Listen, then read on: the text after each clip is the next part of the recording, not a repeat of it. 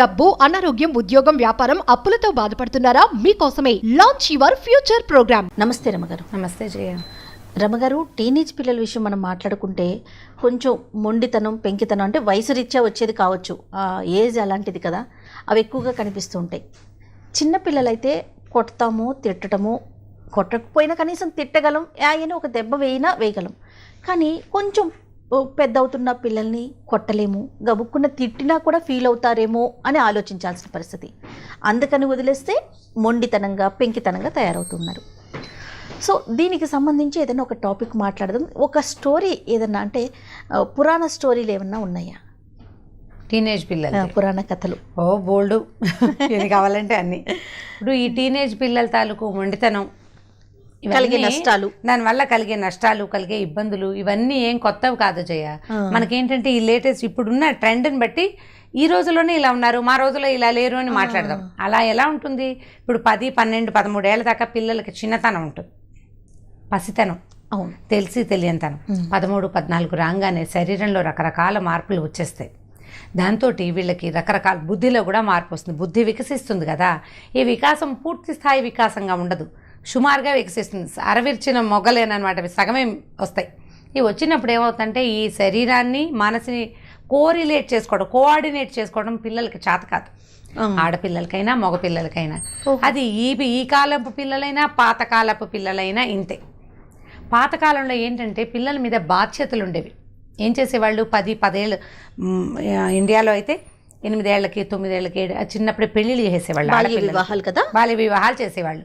వివాహం చేస్తే 14 ఏళ్ళకో ఎప్పుడో పిల్లలు పెద్దవాళ్ళు అవ్వగానే కాపురాలకు పంపించేసేవాళ్ళు. ప్రెగ్నెన్సీలు, ఈ ప్రెగ్నెన్సీని మోసుకోవాలి, అదనంగా ఇంకో పిల్ల బాధ్యత పడుతుంది, ఆ పిల్లని చూసుకోవాలి. ఆ ఇళ్లలో పనులు. 10 ఏళ్ళు వచ్చిన పిల్ల పల్లెటూరులో అన్నం వండేసేది ఇది వరకు. అవును, అలాగే ఉండేది. మగపిల్లలు కూడా కొంచెం గడిగడి కాస్త పిల్లవాడు ముదరంగానే, అంటే కొంచెం వయసు వచ్చేసరికి కల్లా వాడిని పనిపాటల్లోకి దింపేసేవాళ్ళు. ఒకవేళ కులవృత్తులు వాళ్ళు అనుకోండి, కులవృత్తులు చేయించేవాళ్ళు, పనులలో హెల్ప్ చేయడము, బరువు బాధ్యత 2 ఉండేవి ఇది వరకు ఆడపిల్లలకి మగపిల్లలకి కూడా. అందులో ఈ జాతి ఆ జాతి కులమత విచక్షణ ఏమీ లేదు జయ, అందరూ ఇదే పని చేసేవాళ్ళు. అయితే ఇప్పుడేమైంది, బరువు బాధ్యతలు చాలా వయసు వచ్చేదాకా మనం పిల్లలకి నేర్పటల. అవును, మన ఇప్పుడు ప్రజెంట్ సొసైటీలో 15 years పాప, దాని కంచం అది పెట్టుకుని దాని అన్నం అది పెట్టుకోలేని వాళ్ళు చాలామంది ఉన్నారు. మా అమ్మాయి పెట్టుకుంటుందండి అని రాస్తారు కొంతమంది, 1, 2, చాలా తక్కువ. 15 ఏళ్ల పిల్లలు కూడా కంచంలో బువ్వ కలిపి అమ్మ అన్నం పెట్టడమే ఉంటుంది. ఎందుకంటే పిల్లలు చదువుకుంటున్నారు.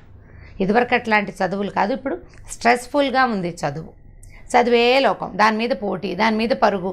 కాలేజీకి వెళ్తే పొద్దున్న 8కి వెళ్తే రాత్రి 8కి రావటం. మా అబ్బాయి మార్నింగ్ 8కి వెళ్తాడు, ఈవినింగ్ నైట్ 9కి వస్తున్నాడు. అలాగే ఉంది. మనం వాళ్ళతో పరిగెత్తేటప్పుడు పిల్లలకి చదువు తప్ప బరువు బాధ్యత ఏమీ తెలియచేయలేని పరిస్థితి, అసలు అవకాశం లేదు. తప్పు పట్టడానికి లేదు కదా. అందుకని ఇప్పుడున్న పిల్లల టీన్స్ ఎఫెక్ట్స్ మనకి భూతద్దంలో కనపడుతున్నాయి. టీనేజ్ ప్రతి వాడికి ఉంటుంది. ఎవడైనా సరే 12 నిండిన దగ్గర నుంచి 19, 20 నిండేదాకా కౌమారావస్థలో ఇలాగే ఎడాల్సెన్స్ అంటారు, కౌమారావస్థ అంటాం సంస్కృతంలో. అయితే తెలుగులో కూడా మాబోటి వాళ్ళ మేము అదే భాష మాట్లాడతాం కాబట్టి ఈ అవస్థలో పిల్లలు ఏంటంటే అది కౌమార దశ కాదు, బాల్యం. ఎలాంటి దశ? కౌమారావస్థే దాని పేరు. అవస్థ అంటే రకరకాల ఇబ్బందులు ఉంటాయి పిల్లలకి, చెప్పుకోలేనివి, చెప్పలేనివి. దాంతో ఈ సమస్యలు వస్తాయి. ఇప్పుడు ఇది ఇప్పుడిదే కాదు, పాతకాలంలో కూడా ఉండేది. ఈ టీనేజ్లో పిల్లలు మంకుగా ఉండటం, మొండిగా ఉండటం, ఏదైనా ఒకటి పట్టుకుని దానికే పట్టుకుని వేళ్లాడడం, ఇవన్నీ లోక సహజంగా ఉండేవి. మనకి మీరు పురాణ కథలు అప్పుడప్పుడు అడుగుతుంటారు. పురాణాల్లో ఒక టీనేజ్ గర్ల్ కథ ఒకటి ఉంది. ఓకే, ఈవిడ ముందు ఎవరైనా ఒక లేడీ ముందు టీనేజ్లో నుంచి రావాలి, మనమైనా అంతే కదా, ఈ దశ దాటాలి. అయితే ఈ టీనేజ్ అమ్మాయిలు లేదా అబ్బాయిలు దేని మీదైనా మనసు పడితే అదే కావాలని కోరుకుంటుంటారు. కాకపోతే పేరెంట్స్ ఒప్పుకోరు. ఈ అమ్మాయి విషయంలో వాళ్ళ నాన్న భలే బాగా ఒప్పుకుంటాడు. చిత్రంగా ఉంటుంది ఈ కథ. ఇదివరకు కూడా ఇలా ఉన్నాయా అనిపిస్తుంది. అయితే ఇది ఎప్పటిదంటే దేవదానవుల యుద్ధానికి ముందు. దేవదానవుల యుద్ధం అని కూడా అంటానికి, ఆ యుద్ధం రోజుల్లోనే క్షీరసాగర మథనానికి ముందు వీళ్ళు ఏం చేశారు, పాలకడల్ని చిలికి అమృతాన్ని సంపాదించారు. ఈ అమృతం రాకముందు వాళ్ళు యుద్ధం చేసుకుంటుంటే చచ్చిపోతూ ఉండేవాళ్ళు. దేవతలు పోయేవాళ్ళు, దానవులు కూడా, రాక్షసులు కూడా చచ్చిపోయేవాళ్ళు. పోయిన వాళ్ళు పోగా ఉన్నవాళ్ళు మళ్ళీ కొత్తగా యుద్ధాలు చేసుకుంటూ ఉండేవాళ్ళు. అయితే ఈ క్షీరసాగర మథనానికి ముందు ఆ రాక్షసుల కులగురు అయినటువంటి శుక్రాచార్యుడు బాగా బ్రహ్మకి తపస్సు చేసి మృత సంజీవని విద్య అనే ఒక విద్యని కనిపెట్టాడు. ఓహో. మృత సంజీవని అంటే దాని పేరులోనే ఉంది. మృత అంటే చనిపోయిన వారిని, సంజీవని వారికి సంజీవని, వాళ్ళని బతికించే ఒక విద్యని అతను కనిపెట్టాడు. అతను తెలుసుకున్నాడు, బ్రహ్మవరం ద్వారా ఆయనకు వచ్చింది. ఈయన ఏం చేసేవాడు, వీళ్ళు ఈ మన దేవతలు రాక్షసులు కొట్టుకునేవాళ్ళు, అందరు చచ్చిపోయేవాళ్ళు. వీళ్ళ బాడీలను తీసి పక్కకు పెట్టుకుని రాక్షసులవి ఆ మృత సంజీవని మంత్రం చదవగానే వాళ్ళు లేచి కూర్చునేవాళ్ళు. ఈ చచ్చిపోయిన దేవతలు పోయేవాళ్ళు, రాక్షసులందరూ అలాగే ఉండేవాళ్ళు ఆ విద్యతోటి. సరే, దేవతలు ఏమనుకున్నారంటే, ఓ నాయన వీడి దగ్గర చాలా పెద్ద విద్య ఉంది, ఎలాగైనా ఈ విద్యను సంపాదించాలి. మళ్ళీ బ్రహ్మ కోసం ఎవడో తపస్సు చేస్తే వాడికి ఇచ్చిన విద్య వీడికి ఎందుకు ఇస్తారు, అలాగివ్వరు, వీడి కొత్తది వస్తుంది వరం. అందుకని ఏం చేశారు, ఈజీ మెథడ్ ఏంటంటే, ఎవరైనా ఒకడు ఈ శుక్రాచార్యుడి దగ్గరికి వెళ్ళి ఆయన దగ్గర నుంచి ఆ విద్యని నేర్చుకుని రావాలని అనుకున్నారు. ఓకే. అనుకుంటే ఇప్పుడు ఈయనేమో రాక్షస గురువు కదా, దేవతల గురువైన బృహస్పతికి కచుడు అనే ఒక కొడుకున్నాడు, కచ. ఈ కచుడు ఏంటంటే వాడికి అందమైన కురులు ఉండేవాట, చక్కటి హెయిర్ స్టైల్ వాడి. అందుకని వాడికి ఆ కచుడు అని పేరు వచ్చింది. ఈ కచుడు ఏం చేశాడు, వాళ్ళ నాన్న దగ్గరికి వెళ్తే నాన్న అన్నాడు, నాయన శుక్రాచార్యుని ఎలాగైనా మెప్పించి మృత సంజీవిని విద్యను నేర్చుకురావో, నువ్వు వెళ్ళి, దానివల్ల దేవతలందరికీ మంచి జరుగుతుందని పంపించారు. వీడు మంచి బుద్ధిమంతుడు. శుక్రాచార్యుడి దగ్గరికి వెళ్ళాడు. వెళ్తే అప్పట్లో ఒక సిద్ధాంతం ఉండేది, ఎవరైనా చదువు కోరి వస్తే వాళ్ళని నో అనకూడదు, శత్రువైనా సరే. ఈ పిల్లాడు చక్కగా ముద్దుగా బాగున్నాడు. వచ్చి శుక్రాచార్యుడిని, మీ దగ్గర చదువుకుంటాను, మృత సంజీవిని విద్య కోసం వచ్చానని చెప్పలా, మీ దగ్గర విద్యాభ్యాసానికి వచ్చానండి అన్నాడు. దేవతల గురువే తనంతట తను కొడుకుని నా దగ్గరికి పంపించాడంటే నేను చాలా గొప్ప అయిపోయాను అనుకుని శుక్రాచార్యుడు ఏం చేశాడు, ఆ కుర్రాడిని తన దగ్గర పెట్టుకున్నాడు. ఆయనకి ఇంతకీ ఈ శుక్రాచార్యుడికి ఒక కూతురు ఉంది. ఆ పిల్ల పేరు దేవయాని. చాలా అందమైన పిల్ల. దానికి ఒక 14-15 ఏళ్ళు ఉంటాయి, టీనేజ్ పిల్ల. అయితే ఆ పిల్లకి ఈ కచుడు బాగా నచ్చాడు. వీడు చాలా అందంగా ఉన్నాడు. ఆ అమ్మాయి రోజువారీ రాక్షసుల మధ్యలో ఉంటుంది. రాక్షసులు అంటే నాజుగ్గా నైస్గా ఏం ఉండరు కదా. రాక్షసుడు అనగానే ఆ పేరులోనే ఒక విపరీతార్థం వినపడుతుంది. పెద్ద పెద్ద శరీరాలు, మనకు ఒక ఇమేజ్ వచ్చేస్తుంది. వీడు దేవతల్లో నుంచి వచ్చాడు. చిన్నపిల్లాడు, చక్కగా క్యూట్గా ఉన్నాడు. ఆ క్యూట్గా ఉన్న కుర్రాడు ఈ పిల్లకి నచ్చాడు. ఇక ఎంతసేపు వాడికి అన్నం పెడతాను, వాడికి అది పెడతాను, వాడికి ఇది పెడతాను, వాడి చుట్టూతా తిరుగుతుండేది. తండ్రికి ఎంత ముద్దంటే ఆ పిల్ల మగపిల్లాడు అట్లా చుట్టూతా తిరుగుతోంది అనే ఇంగితం పళ్ళ ఆయన. దాని సరదా తీర్చడమే ఆయన ఉద్దేశం, అంతకంటే ఇంకేం లేదు. పిల్లకి సరదా, వాళ్ళందరూ చుట్టూతా తిరుగుతుంది, వీడి చుట్టూతాను కూడా తిరుగుతోంది. దానికి ఏదైనా విపరీతమైన ఉద్దేశాలు ఉంటాయని ఆయన ఊహ కూడా రాలేదు. ఎందుకంటే ఆ పిల్ల చిన్నపిల్ల, ఆయనకి 14 ఏళ్ల పిల్ల, మనకు కూడా చిన్నపిల్లలే కదా, ఆయనకి అలాగే ఉండేది. అయితే కొన్నాళ్ళ తర్వాత రాక్షసులందరికీ తెలిసింది ఈ అమ్మాయి వీడి పట్ల వ్యామోహపడుతోందని. గురువుగారికి కూడా వాడు బాగా, వీళ్ళకి ఇష్టం, ఎంతసేపు కచుడు అని పిలుస్తుంది. నాన్న కూడా వాడు ప్రీతిపాత్రంగానే ఉన్నాడు. వీళ్ళందరికీ కుళ్ళు మండిపోయింది. ఏమిటి వీడు దేవతల నుంచి వస్తే వాడిని జాతి వైరం ఉంది వాళ్ళకి మనకి, వాడిని చేరదీయటం సరికదా, ఇప్పుడు ఈ పిల్ల కూడా వాడి వెనకాలే తిరుగుతోందని వాళ్ళకి సహజంగా స్టూడెంట్స్లో అలాంటివి వస్తుంది కదా. ఏం చేశారు, వీడిని ఎలాగైనా ఏదో ఒకటి చేయాలని ఒకరోజు ముక్కలుగా కోసేశారు, వాడిని కొట్టి చంపేశారు. కచుడిని చంపేసి చిన్న చిన్న ముక్కలు కోసేసి వాడిని, అంటే ఏముంది రాక్షసులకి చేతిలో పని, ఈ చెట్టు తుప్పల్లో విసిరేశారు. విసిరేసి కామ్గా మిగిలిన వాళ్ళంతా వచ్చేసారు. సాయంకాలం చీకటి పడింది. అందరూ కట్టెలు తేవడానికి, గురువుగారికి పువ్వులు తేవడానికి, నీళ్లు తేవడానికి వెళ్ళిన జనం అంతా వచ్చేసారు. వీడు రాకపోయేసరికి ఈ అమ్మాయి చూడడం మొదలుపెట్టింది. సాయంకాలం అయింది, ఇంకా కచుడు రాలేదు. చీకటి పడింది, ఇక ఈ పిల్ల కూర్చుని ఏడవటం మొదలుపెట్టింది, అన్నం తినకుండా ఏడుస్తుంటే. నాన్న అడిగాడు, అమ్మా ఏమిటమ్మా ఎందుకు ఏడుస్తున్నాడు? నాన్న కచుడు రాలేదు నాన్న, కచుడు లేకపోతే ఒక్క ముద్ద కూడా అన్నం పోవట్లేదు నాకు నోట్లోకి అనేసరికల్లా, వాడు రాకపోతే నీకు పోకపోవటం ఏమిటని తిట్టలేదు వాళ్ళ నాన్న. అయ్యో కచుడు రాదు మా అమ్మ తల్లి, నువ్వు ఏడవకమ్మా ఉండు, నేను వెతుకుతానని. ఆ కచుడు ఎక్కడన్నాడా వెతకండ్రా అన్నారు. మాకు తెలియదంటే మాకు తెలియదని వాళ్ళకి తెలుసు, వాళ్ళే చేశారు ఈ పని. అక్కడి నుంచి ఏమైంది, ఈయన దివ్య దృష్టితోటి చూసి ఈ కచుడిని వీళ్ళే ముక్కలుగా తరిగారని ఏం చేశాడు, ఈ మృత సంజీవని విద్య మంత్రాన్ని చదివి కచుడిని లేచిరమ్మని పిలిచాడు. ఈ ముక్కలైన మొత్తం శరీర భాగాలని చకచక దగ్గరకు వచ్చేసినాయి. వాడు మనిషి రూపం దాల్చి వచ్చేసాడు. అయిందా, కొన్ని రోజులు గడిచింది. రాక్షసులందరికీ మంటగా ఉండేది. ఓసారి తప్పించుకున్నాడు, ఈసారి వీడిని ఇంకోలా చేయాలనుకున్నారు. ఇంకోసారి ఇలాంటి ప్రయత్నం చేశారు. ఆసారి వాడు వచ్చేసాడు. వాళ్ళు అలా మొండితనంగా, వాళ్ళు ఎందుకంటే ఇప్పుడు స్టూడెంట్స్ అంటే చిన్నవాళ్లే ఉంటారు, వీడి వయసు వాళ్ళు, వీడికంటే కాస్త పెద్దవాళ్ళు. ఆ ఆశ్రమంలో ఉన్న ఒక అందమైన పిల్లవాడి చుట్టూతో తిరుగుతుంటే మిగిలిన వాళ్ళకి సహజంగా ఒళ్ళు మంటుంది.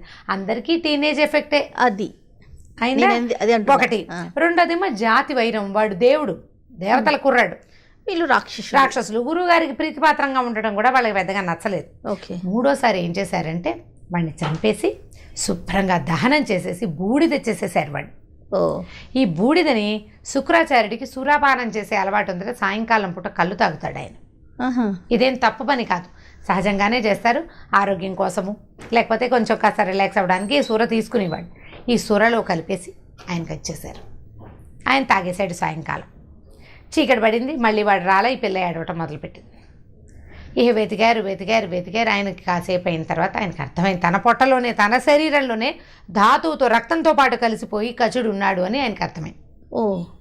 అర్థమయ్యి ఏం చేశాడు, అమ్మ పాపం కచుడిని వాళ్ళు కాల్చేశారమ్మా, బూడిదైపోయింది. సూర తాగకూడదు, అసలు తాగుడు అనేది ఒక దిక్కుమాల అలవాటు, మంచిది కాదు. నేను ఆ అలవాటుకు లోనయ్యి నేను ఈ కచుడిని ఇలా తాగేశానమ్మా అంటే ఈ పెళ్ళి గోలుమని ఏడవటం మొదలుపెట్టింది. కచుడు బయటకు వస్తే నాన్న చచ్చిపోతాడు, అయినా సరే దానికి కచుడే కావాలి. మొండితనం. తనకు కావాల్సిన వస్తువు కావాల్సింది, నువ్వు చావు బతుకు నాకు తెలీదు, నాకు కావాలంతే. మీనింగ్లెస్ అంతే. అయినా పిల్లలకి అలాగే ఉంటుంది కదా. కచుడు ఎవడో కుర్రాడు 4 నెలల క్రితం మన ఇంటికి వచ్చిన వాడు ఇంపార్టెంటా, నీకు నాన్న ఇంపార్టెంటా పిల్లకి? అది వాళ్ళ నాన్నే తయారు చేశారు కదా రామగారు. అల్టిమేట్గా పిల్లకి అదే కావాలి. ఇప్పుడు పిల్లలు అలాగే ఉన్నారు కదా, 3 నెలల పరిచయం, 6 నెలల పరిచయం, 3 ఏళ్ల ఫ్రెండ్షిప్, వాడే కావాలి, నాన్నొద్దు. అంతే, తల్లిదండ్రులు అవసరం లేదు. అప్పుడు కూడా ఉంది ఈ పద్ధతి. ఈ టీనేజ్లో ఇలాంటి విపరీతపు ఉద్దేశాలు కలగటం అనేది పాతదే, అదేం కొత్తది కాదు. ఈ అమ్మాయి ఏడ్చింది, శోకాలు పెట్టేశారు కల. ఈయన ఏం చేశాడు, మా ఓ పని చేద్దాం, ఈ లోపల ఉన్నాడే కచుడు, వాడికి మృత సంజీవని విద్యను ఉపదేశిస్తాను, వాడు ఆ విద్య చదువుకుంటే నేను చచ్చిపోతాను, తర్వాత వచ్చి వాడు నన్ను బతికిస్తాడని తన ధాతువుల్లో లోపల రక్తంలోకి వెళ్ళిపోయిన కచుడి ఆత్మని ఆవాహన చేసి, అబ్బాయి కూతురు కోసం, అంతకంటే ఇంకేం లేదు, అబ్బాయి నీకు మృత సంజీవని మంత్రాన్ని ఉపదేశిస్తున్నాను, శ్రద్ధగా విని నేర్చుకో, ఆ మంత్రం చదువుకో, నువ్వు బతికి బయటకు వస్తావు, నేను చచ్చిపోతాను, నా బ్లడ్లో నుంచి బయటకు వస్తావు కాబట్టి అప్పుడు నువ్వు ఆ మంత్రం చదివి నన్ను బతికిద్దు కానీ అని చెప్పాడు. కచుడు ఆత్మ రెడీగా ఉంది అది తీసుకోవడానికి. ఈయనేమో సంజీవని మంత్రం చదివాడు. ఆ కుర్రాడు ఏకసంధాగ్రాహి, ఒక్క దెబ్బకి నేర్చేసుకున్నాడు, చక్మని మంత్రం చదువుకున్నాడు. చదవంగానే వాడు సశరీరంగా బయటకు వచ్చాడు. శుక్రాచార్యుడు మాత్రం శరీరం అంతా ఛిద్రమైపోయింది. బ్లడ్ రావాలంటే బయటికి ఎలా వస్తుంది? అవును, ఛిద్రమైపోయి మరణించాడు. బయటకు వచ్చిన ఈ కుర్రాడు వెంటనే ఆ మంత్రం చదివి గురువు గారిని బతికించుకున్నాడు. అయిందా? సాయంకాలం అయింది, అది మా సాయంకాలం తెల్లవారింది. సాయంకాలం రాత్రిపూటే కదా ఇది జరిగింది. మర్నాడు పొద్దున వీడు, అయ్యా నా చదువు పూర్తయిందండి, నేను వెళ్ళొస్తానని దండం పెట్టాడు గురువుకి. అలాగే నాయన చాలా సంతోషం, నీకు నేను ఇవ్వదలుచుకోకపోయినా నీకు ప్రాప్తం ఉంది, అందుకే నీకు మంత్రజీవని వచ్చింది అని చెప్పి దేవయానికి చెప్పాడమన్నాడు. వీడొచ్చి దేవయాని దగ్గర చెప్పాడు, అమ్మాయి నేను వెళ్ళిపోతున్నాను అనేసరికల్లా అమ్మాయి ఒప్పుకోలే. అదేంటి నువ్వు వెళ్ళిపోతే ఎట్లా, నన్ను పెళ్లి చేసుకో, నువ్వు నేను ప్రేమించానని చెప్పింది. చెప్పేసరికల్లా కచుడు అన్నాడు, చెవులు మూసుకున్నాడు, శాంతం పాపం అని, నువ్వు గురువుగారి కూతురువి, చెల్లెలతో సమానం, నేను పెళ్లి చేసుకోవటం ఏమిటి, నేను పెళ్లి చేసుకోను అన్నాడు.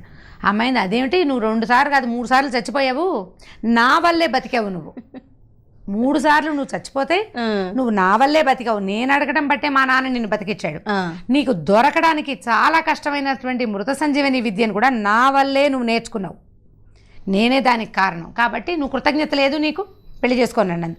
అయితే వాడేం చెప్పాడు, వాడు ధర్మ సూక్ష్మం బాగా చెప్పాడు, అమ్మ నా పుటక్కి కారణం నువ్వు, అంటే నువ్వు మా అమ్మవి.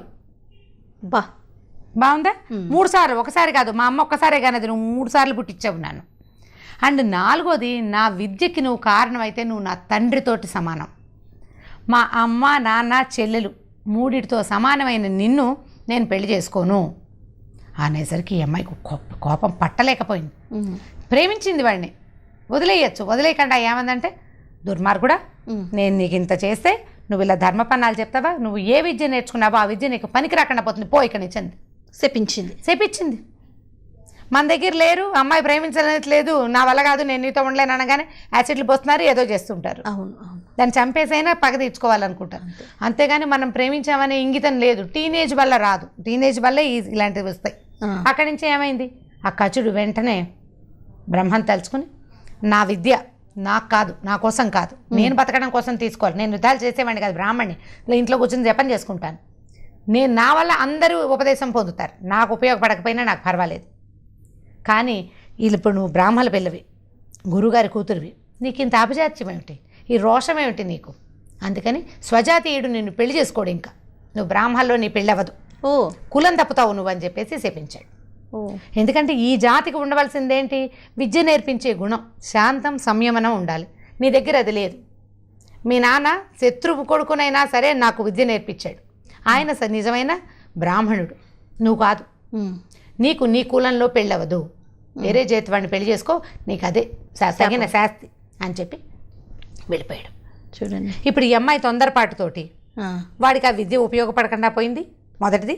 రెండోది తన అనవసరంగా ఒక శాపాన్ని తెచ్చుకుంది. తర్వాత రాజుగారికి భార్య అయిందనుకో, రాజు భార్య అనగానే బ్రాహ్మణుడు, ఇప్పుడు వీళ్ళు అప్పట్లో ఇలా కులాంతరాలు అవి లేవు కదా, అవును అవును, జాతి మారిపోవటం. బ్రాహ్మలు వెజిటేరియన్స్ కానీ క్షత్రియులు వెజిటేరియన్ కాదు, హింసకి తావుంటుంది వాళ్ళ జీవితాలు. బ్రాహ్మణుల దగ్గర హింస ఉండదు కదా, దాంతో ఇలా అయిపోయిందనమాట. ఇప్పుడు ఈ టీనేజ్ ఎఫెక్ట్ వల్లే ఈ అమ్మాయి ఇలా ప్రయత్నం చేసింది, ఇలా తొందరపడింది. ఇప్పుడు నాన్నైనా ఆ పిల్ల ఇలా పిచ్చివేషాలు వేస్తుంటే దాన్ని ఎంకరేజ్ చేయలేదు, కానీ డిస్కరేజ్ కూడా చేయలే. అమ్మాయి ఇది చేయకూడదు, ఈ కచుడి మీద ఈ రకమైన ఆసక్తి మంచిది కాదు, తప్పును సరి చేయలా అని చెప్పాల. ఎందుకంటే కూతురు మీద ప్రేమ. మన దగ్గర బోల్డ్ మంది ఉంటారు కదా కూతురు ప్రేమ అందరికీ ఉంటుంది, తల్లులకి కొడుకుల మీద, తండ్రులకి కూతుళ్ళ మీద. పిల్లల తప్పులను ఎంకరేజ్ చేస్తాం, చూసి చూడనట్టు ఊరుకుంటే ఇదిగో ఈ టీనేజ్ వల్ల ఇలాంటి సమస్యలు వస్తాయి. దీన్ని మొదటే ఖండించి, మొదటి రోజునే ఆపి, మొదటప్పుడే చెప్పేసి, అంటే ఎందుకు మాంటారు అంత సులువు అంటే ఏం కాదు, సులువు ఏం కాదు అంత. ఇన్ని సంవత్సరాలు ఈ 6 ఏళ్ళు పిల్లలతో పడాల్సిందే జయ, ప్రతి ఒక్కరూ ఫేస్ చేయాల్సిందే, చిన్నదో పెద్దదో. అందరూ పెద్ద తీవ్రమైన సమస్యలు తేరు, చిన్నదో పెద్దదో ఏదో ఒకటి ఖచ్చితంగా చేస్తారు, మనం హ్యాండిల్ చేయవలసిందే. పురాణాల వాళ్ళకే తప్పలేదు, పాతకాలం శుక్రాచార్యుడు లాంటి వాడికే తప్పల, ఇంకా మనకేం తప్పుతుంది? కాకపోతే మీరు అన్నట్లుగా ముందు నుంచి కూడా ఫస్టే మనం ఖండించగలగాలి, అది తప్పు అని వాళ్ళకి నచ్చే విధంగా మనం చెప్పగలం. తప్పు కాదు, పోనీ కరెక్టే, కానీ నువ్వు ఇప్పుడు నీ ఏజ్ కాదు, నువ్వు చేయకూడదు, ఇది పనికిరాదు, పెద్ద అయ్యాక చేద్దువు. కానీ ఇంకొంచెం పెద్ద అవ్వాలి, ముందు నీ కాళ్ళ మీద నువ్వు నిలబడు, నీ చదువు నువ్వు చదువుకో, నీ పని నువ్వు చేసుకో. నువ్వు ఇప్పుడు చేయవలసింది ఇది. ఇప్పుడు నువ్వు ఏదైనా ఇలాంటి వ్యవహారాలు చేస్తానంటే నీకు తిండి కూడా అవన్నీ ఎక్కడి నుంచి వస్తాయి అని పిల్లలకి ప్రాక్టికల్గా నచ్చ చెప్పాలి. ఇది తప్పు అంటే తప్పు కాదంటాడు వాడు, వాళ్ళు చేయలేదా వీళ్ళు చేయలేదా అవన్నీ చూపిస్తాడు. మనం తప్పు అన్న కొద్దీ వాళ్ళకి చేయాలనిపిస్తుంది. అలా కాకుండా దీన్ని పోస్ట్ పోన్ చేయటం, ఒక 2 ఏళ్ళు ఆగు, వారికి అర్థమయ్యే 2 ఏళ్ళు ఆగు. మార్కుల విషయంలో చేసినట్టే చేయ, 20కి 15 వచ్చినాయి అనుకోండి, 20 ఎందుకు రాలేదు అనుకుంటా, ఇంకొక 2 తెచ్చుకోరా, బాగుంటుంది. ఒక 2 మార్క్స్ అన్నామంటే ఆ 2 తెస్తారు, ట్రై చేస్తారు, తర్వాత ఇంకొకటి, అలా మెట్లెక్కించవచ్చు. దీన్ని కూడా పోస్ట్ పోన్ చేస్తే టీనేజ్ ఎఫెక్ట్స్ అన్నిటినీ చాలా మటుకు పోస్ట్ పోన్మెంట్ తోటే చేయించాలి, ప్రేమతోనే చేయగలం. గట్టిగా చేస్తే ఏం లేదు, మనం బిగిసిన కొద్దీ పిల్లలు బిగిసిపోతారు, అంతే. ఏజింగ్ ఎఫెక్ట్ అంతే. రైట్ రామ్ గారు, థ్యాంక్ యూ సో మచ్ అండి. ఈ వీడియో కనుక మీకు నచ్చినట్లయితే లైక్ చేయండి, షేర్ చేయండి. మరిన్ని వీడియోస్ కోసం మా ఛానల్ని సబ్స్క్రైబ్ చేసుకోండి.